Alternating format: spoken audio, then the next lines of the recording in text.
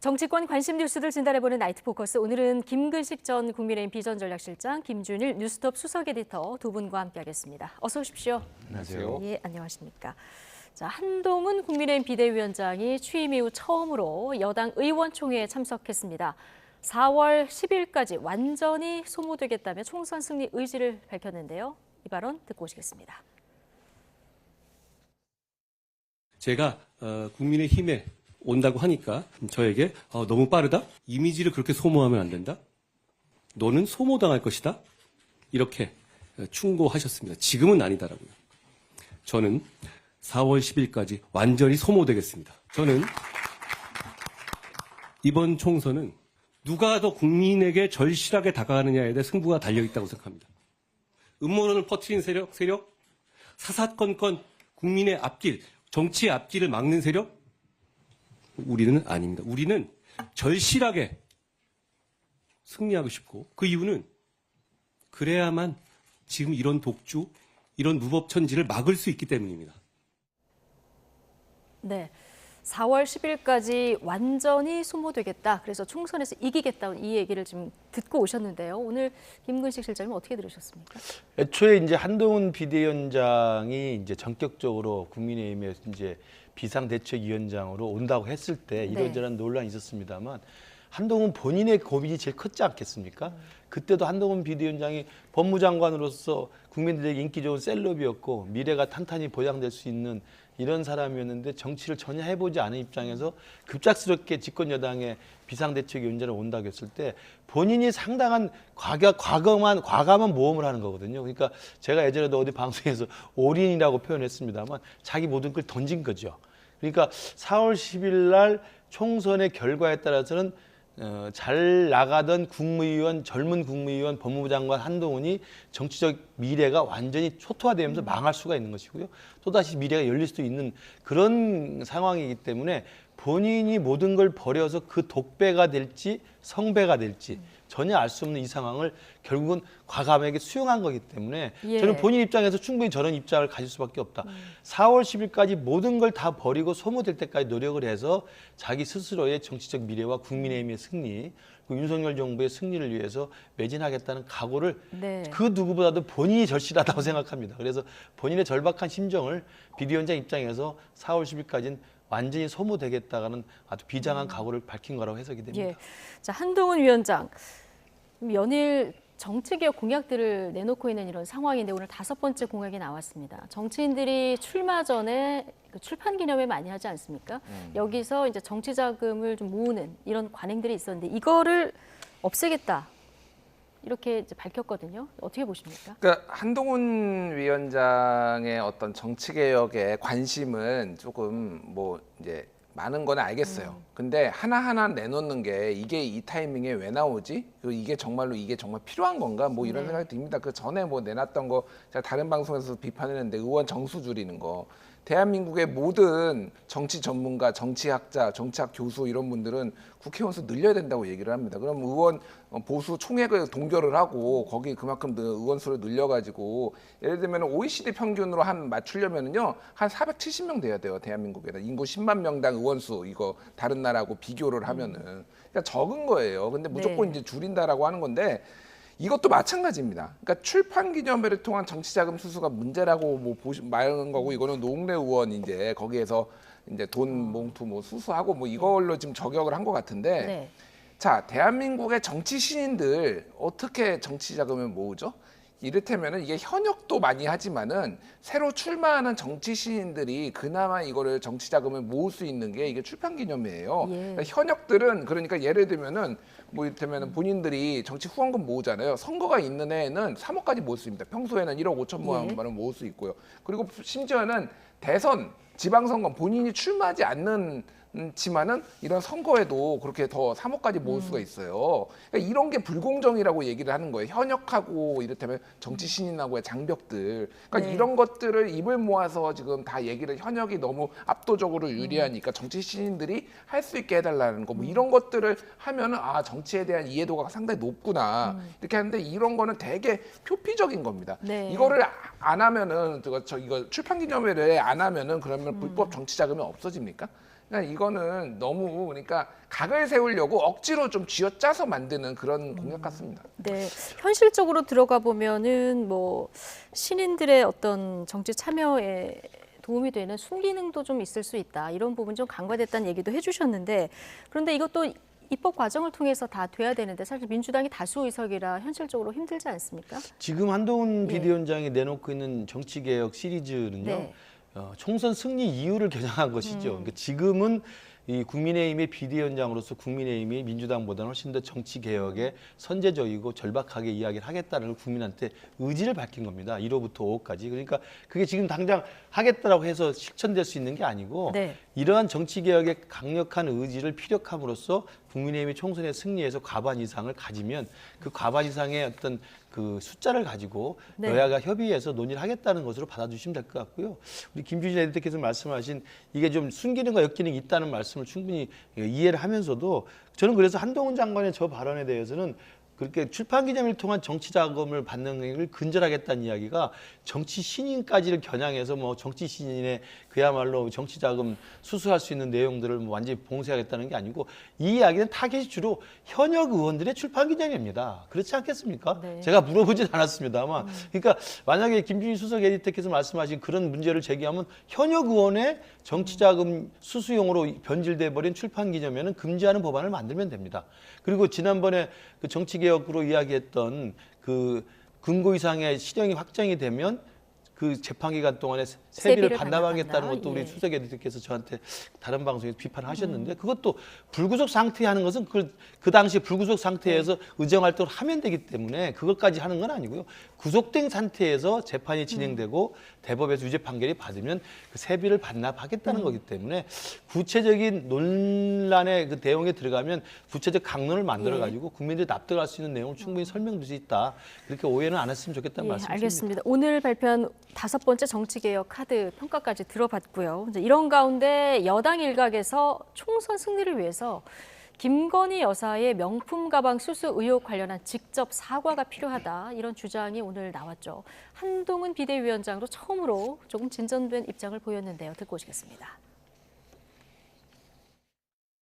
감성에 미치는 영향이 저는 디올백이 저기보다 훨씬 더 심각하다. 어떻게 해서 그와 같은 일이 발생하였는지 우선은 사실관계가 저희로서도 궁금하잖아요. 국민들로서도. 사실관계를 말씀하고 사과하자. 뭐 일부에서 왜 몰카 공작한 사람을 탓하지 않냐.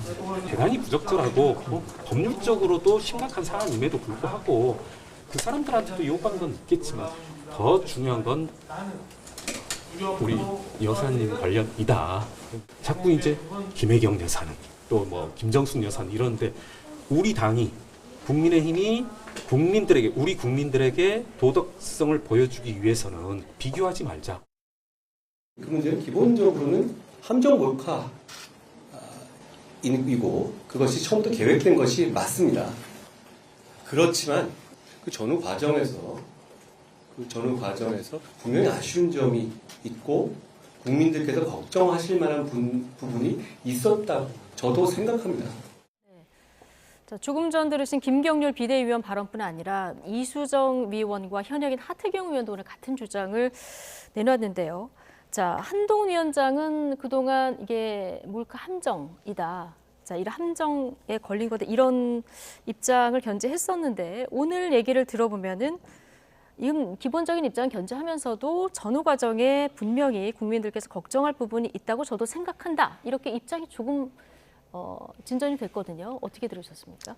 이거를 진전된 걸로 봐야 되나요? 그러니까 걱정할 부분이 있다고 생각을 예. 하는 게 아니라 이를테면은 사과를 하십시오라고 요구를 해야죠. 그래야지 진전이 된 거죠. 그러니까 네. 김건희 여사가 그러니까 다른 분들이 똑같이 얘기하는 게 뭡니까? 하태경, 김경률, 이수정, 김건희 여사가 직접 풀라는 거예요. 그러니까 한동훈 비대위원장의 입장이 진전됐다라고 얘기를 하려면은 여기하고 똑같이 그러면 이 부분이 사과가 필요하다 얘기까지 나왔어야 된다. 거기까지 나와야지 이게 예. 진전됐다라고 하는 건데 분명히 걱정할 부분이 있다라고 저도 약간 유체이탈 화법처럼 이렇게 말씀하셨는데 그러니까 어쨌든 지금 여러 가지 지표를 보면 제가 숫자는 네. 말씀 안 드리겠지만 한동훈 비대위원장 개인의 인기도 숫자적으로 보면 많이 올라가서 뭐 이재명 대표랑 차기 대선 주자로 엎치락뒤치락 하고 있고 당 지지율도 뭐 여러 지표를 보면 많이 오른 게 보여요. 근데 소위 말해서 정권 심판론, 정권 지지론, 그래서 차기 총선에 그러면은 어느 정당에 찍겠습니까는 변동이 없습니다. 거의 이 최근에 한동훈 네. 비대위원장이 들어선 이후에 이게 무슨 얘기냐면은 뭐 한동훈 개인의 개인기로 극복할 수 있는 게 아니라는 거예요. 지금 이거를. 그럼 본인이 인지를 해야죠. 그러니까 본인이 아까 전에 뭐 하얗게 불태우겠다, 뭐 모든 거를 뭐 이미지를 뭐 정확히 뭐라고 했나요? 뭐 다 하겠다. 완전히 소모되겠다. 완전히 소모되겠다. 완전히 소모하려면요. 김건희 여사 문제 풀면은 완전히 소모됩니다. 그러면은 본인도 완전히 소모되고 당도 살 수 있어요. 더 진전된 얘기를 지금. 이 얘기를 지금 많은 사람들이 목구멍까지 얘기를 하지만은 말을 못 하고 있는데 그나마 네. 용기 내서 이분들이 한 거예요. 바깥에 계신 분들, 특히 이수정 교수 같은 분들은 처음에는 이런 입장이 아니었는데 수원 한 바퀴 도니까 무슨 일이 지금 벌어지고 있는지를 파악을 하신 거예요. 그러니까 쉽게 얘기를 하면은 지금 여론이 그렇게 안 좋습니다. 그러니까 그렇게 이렇게 저도 이런 얘기 맨날 하거든요. 이유가 있는 거예요. 그러니까 이거를 풀지 못하면은 총선 승리 어렵습니다. 이걸 풀지 못하면 총선 승리 어렵다. 오늘 국민들이 걱정할 부분이 있다. 자, 이 정도가 진전된 입장이냐 아니냐에 대해서 사과가 필요하다는 얘기까지 해야 진전된 입장이 될 것이다라는 평가신데요.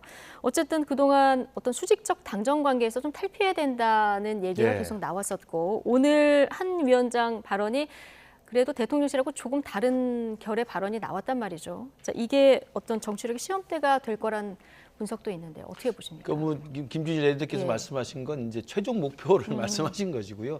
정치란 건 한 발짝 한 발짝 내딛어야 되는 겁니다. 오늘 한 발 뗀 겁니까? 그렇죠. 그러니까 지금까지의 보십시오. 이제 어디 자료화면이 나올지 모르겠습니다만 오늘 똑같은 날 윤재옥 원내대표가 네. 의원총회에서 이 부분에 대해서 그랬다는 거 아닙니까? 이건 몰카, 함정이고 범죄다, 공작이다라고 규정을 내렸고 이에 대해서 이제 일부 의원들이 발언을 자제해달라. 네, 자제해달라고 거기까지 선을 그었습니다. 예. 그게 지금 우리 당의 주류의 입장이었던 거예요. 한동훈 장관도 실제로 이른바 비대위원 되기 전에 그 정도까지 입장이었던 것이고요.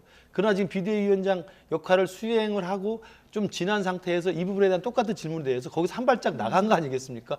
그렇지만 국민들께 걱정거리가 되는 부분이 있다. 아쉬운 부분이 있다라는 것은 무언가 풀어야 될 문제가 있다. 해법을 내놔야 된다는 것에 의견을 동일한 것이죠. 그리고 그 다음에 이제 이 부분이 그러면 대통령이 사과를 할지 김건희 여사가 직접 사과를 할지에 대한 해법은 그 다음 단계로 한 스텝을 올려가면 된다고 생각해요. 그렇기 네. 때문에 너무 좀 폄훼하시지 마시고 새로운 시작의 첫 발을 떼었다는 말씀을 제가 드리고요. 저도 지역에 지금 매일 돌아다니면 저희 당 지지자 우리 당의 지지자들이 가장 많이 이야기합니다. 이 문제를 좀 풀어주십시오. 예, 주로 지금 수도권에서 총선 준비하시는 분들이 그렇습니다. 이 얘기를 많이 하고 하태경 의원 같은 경우는 오늘 뭐 수도권 선거 망치려고 그러냐 네, 윤재옥 원내대표 발언에 이렇게 받아쳤다는 얘기도 전해지고 있는데 자 그렇다면 당내에는 조금 이견들이 나오는 것 같고요. 자, 김근식 실장님은 어떻게 보십니까? 이 대통령이나 김건희 여사의 직접적인 사과가 필요하다고 보시는지 한다면 어떤 형식이 좋을지 어떻게 보십니까? 그러니까 제가 말씀드린 것처럼 한동훈 비대위원장조차도 예. 한 발짝 앞으로 진전된 입장을 내놓아서 문제의 심각성을 일단 오늘 공개한 거 아니겠습니까? 네. 그리고 이수정 교수, 하태경 의원 그리고 김경률 비대위원 같은 경우 이제 한 발짝 더 나간 거거든요. 네. 저는 더 나간 사과를 해야만 문제가 해결된다고 하는 게 국민의 민심이라고 봅니다. 저도 우리 제 지역에서 그걸 많이 느끼고 있고 저 개인적으로도 이 부분에 대한 명쾌한 해법을 한동훈 비대위원장에 내놓지 않고서는 수도권에서 사실 개인기로 돌파하는 것은 한계가 있습니다. 예. 그러니까 이 부분에 있는 것은 두 가지의 동시적 의미를 갖고 있거든요. 김건희 여사 리스크에 대한 명확한 한동훈식의 해법을 내놓는 의미가 있고요. 또 하나는 아까 말씀하신 그것을 통해서 그동안 김장연대라고 하는 이름에서 나왔던 수직적인 당정 관계를 그래도 우리 국민의힘 당은 용산에 대해서 예. 대통령에 대해서 여사에 대해서 아닌 건 아닌 거라고 할 말을 한다라고 네. 하는 수평적 당정 관계의 사실은 시작이 될 수 있는 부분이라고 생각해요. 예. 그래서 저는 이 부분에 대한 한동훈 비대위원장의 저는 나름의 한동훈식 해법이 곧 나올 거라고 알고 있고 또 기대하고 있습니다. 예. 자, 어떤 해법이 나올지 자, 이 부분은 그럼 앞으로 좀 지켜보도록 하고요. 자, 민주당 얘기를 해보면 오늘 민주당 공관위가 두 번째 회의를 열고요. 몇 가지 좀 발표를 했는데 자, 어떤 얘기들이 논의됐는지 한번 정리된 내용을 보여주실까요? 저희가 일단은- 그래픽으로 좀 정리를 해봤는데 예. 김준우 에디터가 정리를 해주시죠. 예. 뭐 이제 국민 참여 공천제라는 건데 뭐 쉽게 네. 얘기를 하면은 이제 이게 특정 팬덤 정치나 뭐 이제 강성 지지자들한테 휘둘리는 게 아니라 다양한 국민들한테 50만 명의 이제 국민들한테 의견을 물어서 이 기준을 결정을 하겠다. 의견 청취를 하겠다. 기준을 결정한다는 거죠. 예, 그렇습니다. 뭐 이분들이 뭐 당락을 결정하는 게 아니라 어떤 것들을 좀 중요하게 봐야 된다. 공천에서는 민주당은 예. 뭐 이런 것들을 이제 참고를 하겠다라는 거고. 그리고 이제 유죄 판결 의원의 이제 검증이 적격 판정 논란이 있는데 지금 예를 들면 황운하 의원이라든지 뭐 노웅래 의원이라든지 네. 이런 분들에 대해서는 당연히 다시 논의한다는 이게 무슨 얘기냐면 그러니까 이분들이 유죄 판결이거나 재판 중인 그러니까 이게 그런 거예요. 그러니까 쉽게 얘기를 하면은 이분들이 공천을 무조건 받는다라는 게 아니라 이 부분에서 컷오프가 안 됐다라는 건데 이 부분에 있어서도 논란이 있기 때문에 공관위에서는 다시 한번 보겠다. 뭐 예. 이런 내용 정도로 보면 될 것 같고요. 여성 청년 장애인 심사 점수 25% 가산은 원래 뭐 하던 겁니다. 이거는 네. 그 퍼센테이지만 조금 바뀌던 거고. 확정 예. 감사는 없고 가산 그렇죠. 규정만 예, 좀 예. 확정을 했고요. 예, 예. 그리고 하위 20% 명단 통보 같은 경우에는 마지막에 하겠다라는 건데 이거는 이제 왜 마지막이냐면은 통보하면은 이제 탈당할까봐 좀 이제 그런 캐비닛 것까지. 금고에 봉인하다가 예. 마지막에 통보하겠다. 예, 그러니까 이거는 양당이 공이 지금 비슷한 거예요. 그러니까 만약 네. 탈당해서 저기 신당 갈까봐 마지막까지 조금 버티다가 하겠다. 뭐 이 정도로 이해하시면 될 것 약간 같아요. 속도 조절을 하겠다. 자, 이런 얘기인데. 자, 첫 번째 보셨던 얘기요. 당내에서 이 국민 참여 공천 제도. 그런데 결국 강성 지지층이 주도하는 것이 아니냐 이런 우려도 제기가 됐는데요. 자, 이에 대해서 지도부 어떻게 얘기했는지 듣고 오시겠습니다. 국민 참여 경선에 대해서 일부 강성 지지층의 그 의견이 좀 반영될 수 있다는 의견이 있는데 강성 지지층의 그러니까 그런 의견들이 과대 반영될 수 있는 것을 줄이기 위해서 그러니까 제1번이 심사 채점을 함부로 그러니까 마음대로 할 수 없게끔 개량화해 놓는다는 뜻이거든요. 그러니까 오히려 이 투명성과 합리성이 강화가 되면은 그 점을 방지할 수 있게 되겠죠. 그러니까 최소화할 수 있게 되겠죠. 저희가 내용을 카운팅을 하는 것이 아니라 의견을 수렴한 내용들을 다 살피는 것이기 때문에 많은 다수의 의견이 왔다고 해서 그 내용이 과하게 반영된다 이런 구조는 아니라고 생각하시면 됩니다. 자, 강성 지지층 의견이 과대 반영될 수 있는 거 아니냐 이런 우려가 나온 데 대한 질문이 있었고 여기에 대해서는 계량화를 통해서 균형을 맞추겠다 얘기를 했는데 자, 이 정도면 충분한 장치가 될까요? 그러니까 민주당이 지금 이재명 대표를 지지하는 이제 이른바 뭐 개딸이라고 대표되는 강성 팬덤 지지층들이 이제 극성스럽다는 이야기를 비판을 많이 하잖아요. 이제 그런 내용들에 대한 국민적인 우려가 있는 상황에서 만약에 오늘 공관위에서 50만 명에게 의견을 물어가지고 공천 기준을 정하겠다라고 이야기하면 당연히 그러면 또다시 50만 명이 결집해서 네. 소수의 과잉 결집을 통해 가지고 의견들을 개진하면 그것이 바로 공관위의 어떤 공천 기준으로 또 채택되는 게 아니냐는 우려가 나오죠. 그 질문을 기자분이 한 건데 답변을 들으면 제가 답변은 잘 이해되지 않아요. 뭐 개량하겠다, 뭐 카운팅이 되는 게 아니고 뭐 의견이다는 말씀하시는데 제가 볼 때는 뭐 어떻게 할지 두고 봐야 되겠습니다만 네. 한 가지만 예를 들겠습니다. 그 과거에 당원당규 개정할 때 비명계가 많이 반대했던 논란 중에 하나가 대의원제 비중을 낮추는 것이 있었잖아요. 그러니까 대의원의 비중이 뭐 권리당원보다 뭐 몇십 배 높기 때문에 이걸 낮춘다는 이야기였는데 그게 강성 당원들, 이른바 팬덤 당원들이 강력한 요구였습니다. 그때도 똑같은 논리였어요. 이게 당원의 전체적 요구다. 그래서 그거 바꾸는 거거든요. 네. 당내 불만과 반대가 있었음에도 불구하고 저는 똑같이 진행될 거라고 봅니다. 마찬가지로 50만 명의 의견을 모은다고 하면 어떤 식으로 할지 모르겠습니다만 열렬히 활동하는 강성 지지층들의 공천 기준에 합당한 의견들이 제시가 되면 그걸 받아들이게 돼 있는 거고요. 네. 또 하나가 지난 대선 경선 때도 마찬가지 아닙니까? 이낙연 대표하고 이재명 대표 경선할 때 가장 표가 엇갈렸던 건 뭡니까? 국민선거인단입니다. 국민선거인단이 뭡니까? 말은 국민선거인단입니다만 자기 지지층 모아오는 거예요. 예. 그게 바로 과잉 대표 되는 겁니다. 우리 민주주의에서 그렇게 진행된다는 말씀 제가 드립니다. 네.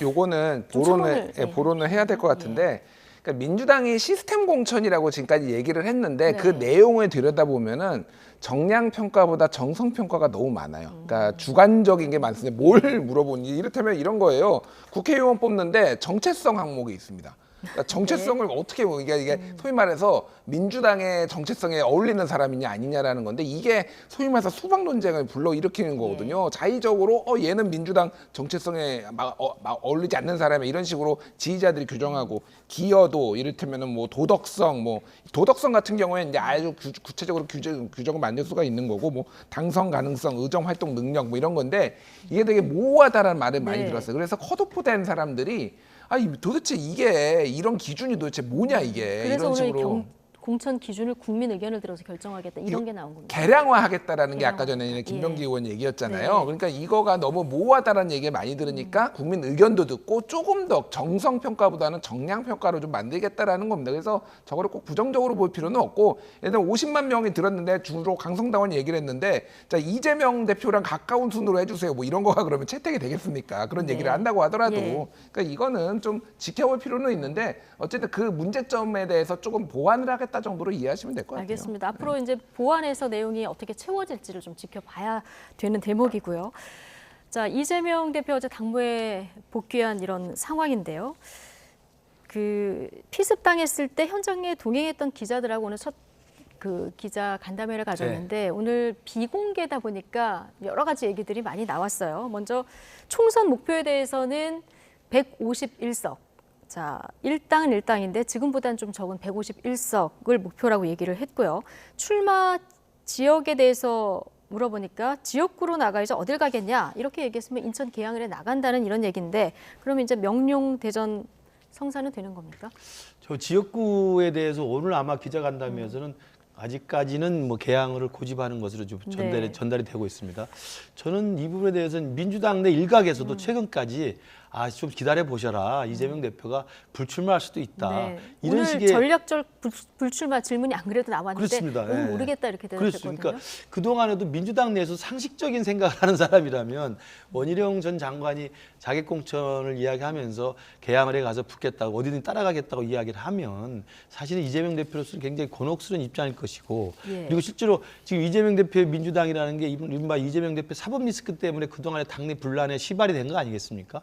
근데 그 사법 리스크가 지금도 진행 중이고 재판 리스크가 계속 진행 중인데 이 상황에서 개항을이라는 따뜻한 민주당 입장에 양지가 되어 있는 곳에 또다시 지역구 공천을 받아서 스스로 셀프 공천해서 또 당선이 된다고 한다면 이건 뭐 세 겹, 네 겹의 이 방탄을 또 가지는 거 아니겠습니까? 그렇기 때문에 제가 볼 때는 국민적인 어떤 눈높이에 맞춘다고 한다면 제가 볼 때 상식적으로는 불출마가 맞다고 보는데 거기에 대해서 오늘 일단 선을 그은 거죠.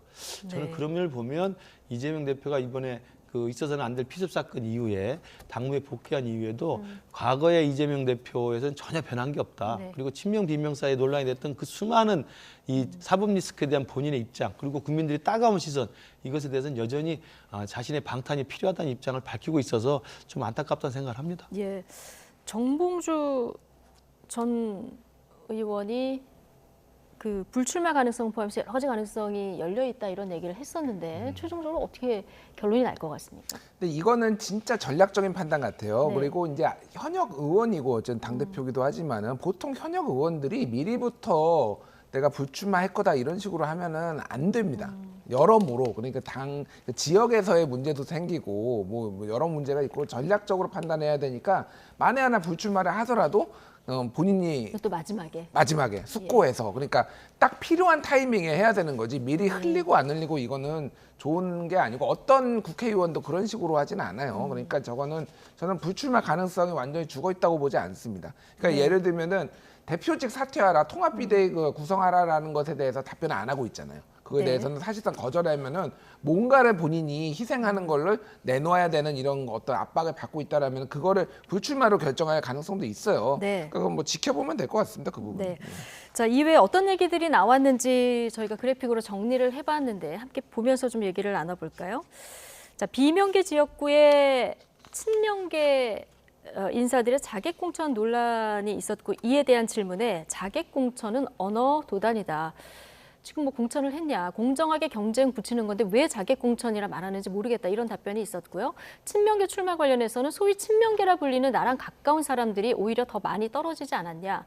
마음이 아프지만 당대표가 어떻게 할 수 없는 게 많다 이런 얘기를 했고요. 또 이어서 그래픽 보여주시죠. 한동훈 비대위원장 평가에 대한 질문이 있었거든요. 내가 평가하고 싶지 않다.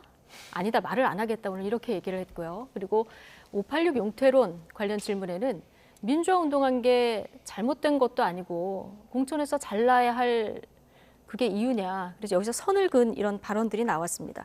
쭉 저희가 한 번에 정리를 하셨는데 어떤 부분이 가장 눈에 들어오셨습니까? 다들 뭐 좀 납득하기 어려운, 저는 이해하기 어려운 아쉬운 멘트입니다만 586 용태론에 대해서 저렇게 답하는 걸 보고 이재명 대표를 지지하는 강성 지지층의 요구가 사실은 586 세대 교체론이 많아요. 그러니까 이른바 친명 지역구에 비명 자객이 가는 것도 너무나 현역이 많기 때문에 곳곳에 현역 지역구가 있기 때문에 친명 후보자가 가려면 현역이 있는 곳에 갈 수밖에 없고 그중에서 가장 약하다고 생각하는 게 친명 의원이 비명 의원이면 약하다고 생각해서 가는 거거든요.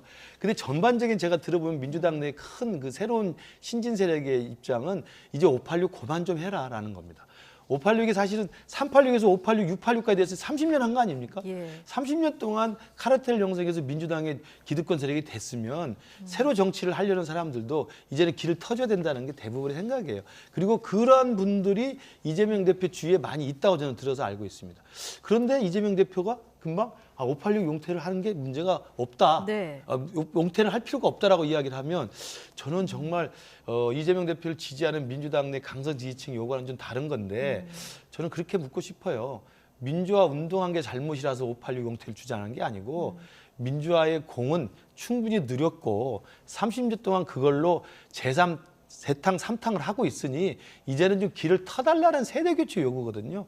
저는 그 부분에 대해서 이야기를 해야지 운동한 게 잘못이냐라고 물어보면 사실 완전히 언어도단으로 바꾸는 겁니다. 운동했으니까 물러나는 게 아니고 운동한 건 잘했는데 그걸로 30년 동안 기득권화돼 있으니까 좀 길을 터달라는 세대 교체 요구다. 거기에 대해서 답변을 해야 되는데 좀 본말을 전도시키고 있다고 생각합니다. 김준일 에디터 생각은 어떻습니까? 그러니까 586 용태론이 이제 받아들이기는 좀 힘든 게 한동훈 비대위원장이 이거를 이제 꺼내들고 이제 국민의힘의 프레임이다 보니까 이거를 받아들이면은 조금 어려운 거죠. 선거 치르기가. 저는 이해는 합니다. 근데 이게 되게 모호한 게 있어요. 제가 이거를 항상 국민의힘이나 요걸 말씀하시는 분한테 좀 드리고 싶었던 게 나이가 기준인가요? 아니면 운동권은 경력이 기준인가요? 그러니까 왜 이 얘기를 하냐면은 자, 80년대 학번이면 우리 김근식 교수님도 586이에요. 운동도 하셨어요. 심지어. 그리고 옛날 구속됐던 걸로 알고 있습니다. 그러면 김근식 교수님 하지 마. 전향한 거니까 그럼 괜찮은 건가요, 그러면은? 그러니까 제가 이게 말씀드리고 싶은 건 뭐냐면은 실제 그러면은 운동권이라서 안 된다라고 한다라면은 그때부터 오랫동안 의정 활동을 한 사람은 거의 손에 꼽아요, 지금.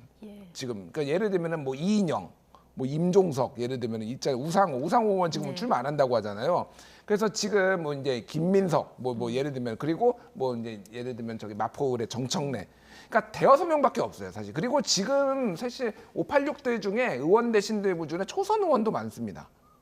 그러니까 이게 저는 이 기준이 굉장히 모호하고 누구를 청산하면 도대체 누구를 청산하려고 하는 건지 제가 잘 모르겠습니다. 물론 세계관이 이제는 좀 바뀌어야 될 필요는 있어요. 민주당이 너무 올드하고 이를테면 운동권의 세계관을 가지신 분들이 많은데 좀 더 이제 앞으로 한 발 나가기 위해서는 산업화와 민주화를 넘어서 새로운 가치관을 보여줄 필요는 있는데 그거를 그러니까 내부에서 어떤 들이받아서 소위 말해서 예전에 천신정 옛날 정풍운동 해가지고 권노갑을 넘고서 이렇게 가듯이 내부에서 사실은 이게 막 올라오는 게 맞지 밖에서 이거를 하는 게 가능할까 저는 그 생각은 많이 들어요. 그래서 좀 모호하다 이 586 운동권 청산론이. 그래서 일률적 기준을 적용하기는 좀 숫자가 생각보다 많지도 않고 그래서 저는 이 부분에 있어서는 뭐 민주당이 뭐 알아서 할 문제지만은 이게 뭐 이제 본인들이 좀 세대 교체를 좀 해서 저런 얘기가 좀 안 나오게 할 필요는 있겠다 그런 생각은 합니다. 지금 뭐 몇 명 안 되는 의원 중에서 꼽아주신 임종석 의원은 지금 한동훈 비대위원장이 연일 뭐 운동권 패권주의 청산해야 된다 이 얘기를 하고 있지 않습니까? 이러니까 뭐 운동권에 컴플렉스 있냐?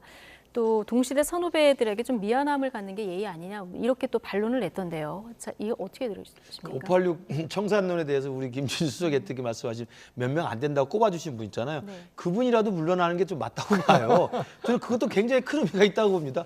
몇 명 안 되지만 그분이 핵심적인 분들이고 기득권 카르텔 정점에 있는 분들입니다. 잘 알고 계시지 않습니까? 그래서 그분들이라도 저는 용태를 하는 게 맞다는 말씀을 드리고 잘 말씀하신 것처럼 그렇게 세대 교체를 해서 재탕, 삼탕 30년 했으면 길을 터주는 게 하나 맞다는 거고 두 번째는 그분들의 사고방식이 80년대 사고방식에 머물러 있다는 거예요. 과거의 동굴의 인식에 그냥 갇혀 있다는 말씀을 이 민주당 내 전체적인 또 이 가치관을 장악하고 있기 때문에 그 부분에 대한 문제 제기를 하는 거고요. 지금 임종석 전 비서실장이 이야기한 한동훈 비대위원장의 비판은 저는 이해하기 힘든 게 한동훈 비대위원장이 9위학번입니다. 그렇죠? 네. 그럼 9위학번한테 동시대에 무슨 컴플렉스 있냐 운동 그 말이 안 되는 거예요. 제가 이야기로 586 운동권에게 컴플렉스 있다고 그런 건 같은 586 세대를 살았던 분들이 임종석이니 이인영이니 뭐 우상원이 이런 분들이 뭐 열심히 운동했을 때 운동 안 한 것에 대한 마음의 빚을 물어볼 때 그 컴플렉스 있다고 물어보는 거거든요. 근데 9위학번 민주화 된 이후에 자유롭게 대학 다니는 9위학번 한동훈 비대위원장한테 컴플렉스 말하면 됩니까? 그리고 선후배에게 미안한 감을 아니 9위학번에 민주화 된 이후에 자유롭게 열심히 하고 싶은 거 공부한 사람한테 선후배한테 미안한 감이 왜 가집니까? 저는 임종석 전 비서실장이 점잖은 분이지만 한동훈 비대위원장을 겨냥해서 비판을 위해서는 너무 지금 이 각을 잘못 잡은 겁니다. 네. 저희 이야기는 9위학번 한동훈한테 할 이야기는 저는 아니라고 분명히 말씀드립니다. 임종석 의원 관련한 얘기가 한 가지 더 있는데 검찰이 울산시장 선거 개입 의혹 관련해서 임종석 전 비서실장 그리고 조국 전 민정수석 포함해서 한 5명 정도를 다시 수사하기로 결정을 했습니다. 야당 반발은 거센 상황인데 이게 재수사하기로 된 배경은 어떻게 되는 겁니까? 그러니까 이게 1심에서 네. 이제 송철호 전 울산시장을 포함해서 뭐 백원우 민정비서관 등등등 해서 이제 유죄가 나왔다. 그러니까 이제 재수사를 해야 된다라는 거잖아요. 그러니까 제 이해가 안 되는 부분은 그거예요. 그러니까 이제 서울고검에서 재수사를 하게 결정을 하고 서울중앙지검에 이제 요거를 사건을 이제 재기 수사를 명령을 한 건데 일반적으로 재기 수사를 하게 되는 경우에는 새로운 증거가 확실한 증거가 나왔을 때 하는 거예요. 관련자들이 유죄를 받았다라고 하는 것과 새로운 증거가 나왔다라는 거는 별개거든요. 그러니까 저는 아직 그러니까 뭐 검찰에서 이거에 대해서 보완을 유지해야 되는지는 모르겠으나 예를 들면 이 관리 송철호 시장을 비롯해서 청와대에 있었던 그 뭐 민정수석실이나 뭐 여기에 있었던 분들이 유죄를 받았다라고 해서 이게 조국 그리고 이제 임종석이 관여했다라는 증거를 잡았다는 얘기를 전혀 못 들었습니다. 그러니까 유죄를 받는 거하고 이거는 다른 문제예요. 그러니까 그러면 지금 시점에 와서 이걸 다시 들여다본다. 그러면 왜 2020년에는 그때는 불기소했습니까? 그때도 의심은 했지만은 증거를 못 찾았다라는 거잖아요. 그러니까 저는 이 부분은 굉장히 좀 의아합니다. 일단은 이게 그래서 선거를 앞두고 임종석 실장이나 뭐 조국 전 민정수석 장관이 출마를 하겠다라는 의지를 비치고 있으니 오히려 이게 일종의 선거 개입처럼 좀 보일 여지가 충분하다. 상당히 무리한 수사가 될 수도 있겠다. 만약에 이게 무리한 수사가 아니라고 하면 검찰이 증거를 보여주십니다. 이런 이유 때문에 그 단순히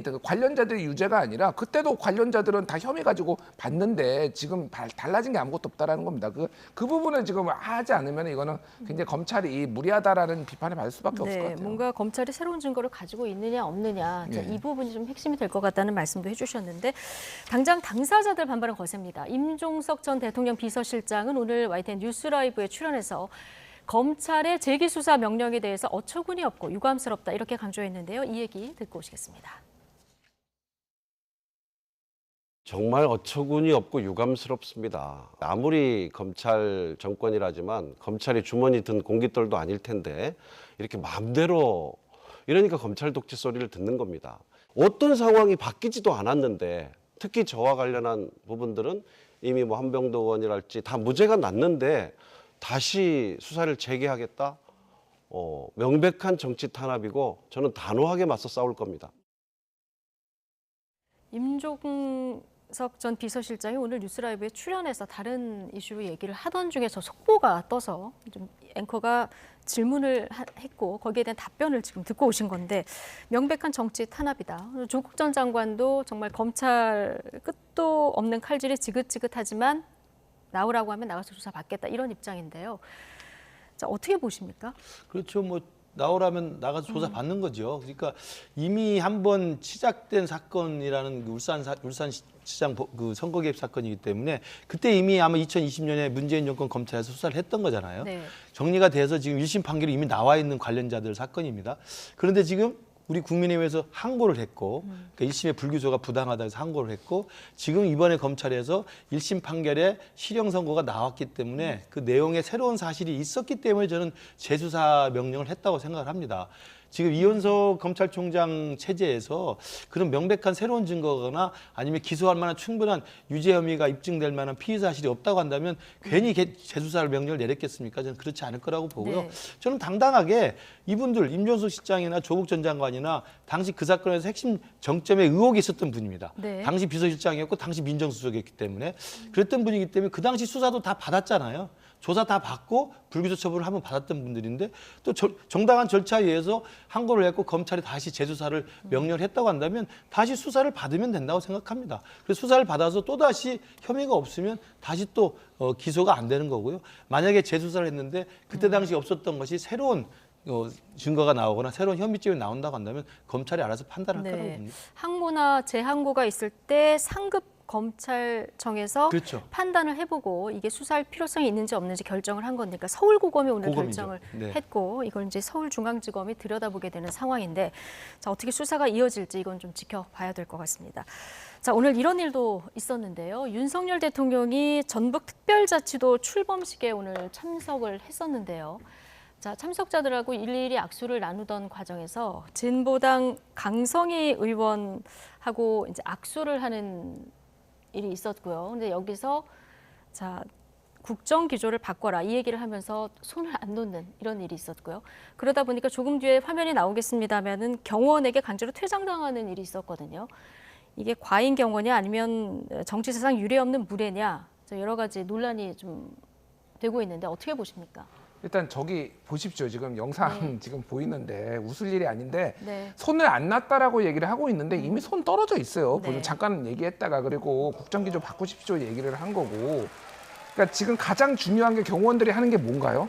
지금 입을 틀어막고 있는 거예요. 예. 저 입으로 말로 대통령을 암살할 수 있습니까? 그러니까 뭐 대통령한테 위해를 할 수가 침을 튀겨가지고 뭐 대통령한테 위해를 할 수가 있나요?